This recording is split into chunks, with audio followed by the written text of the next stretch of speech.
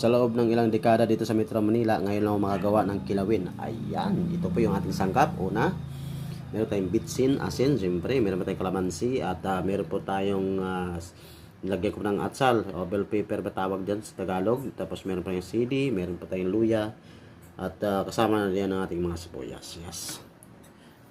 Bago yan. At ready na po ang ating isda, no? Ito yung tamban, nakabili kasi kahit hapon talagang matigas yung tamban, no? Tingnan niyo naman, oh, fresh na fresh yung kanyang laman, no? Yan, kaya nakapag-isip o napaisip si Mrs. na yung kalahati ng tamban, kaya bumili ako ng 1 kilo is kikilawin namin. At yung kalahati naman taksyo. Yes, gagawa tayo. Gamit natin dyan yung suka ng paumbong galing sa Ayaan, no? Sa bansang Bulacan. Yan, lagyan natin ng suka. Sarap yan. Sukang paumbong, ibig sabihin suka sasa kung tawagin. Suka sasa to. So, halam natin yung isda. Bilisan lang natin. Mga ilang ano. Yan. Tapol na. Matik. Halo na yun siya. Kilawin siya. Sarap. Tulo laway ko ah. Mukhang masarap to.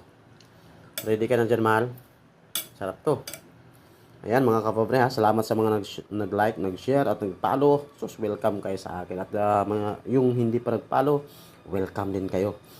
Follow nyo ako. Mr. Boy Target, maraming salamat. Kilawin, no? Sarap. Tulo labay ko. Yan, yan, yan.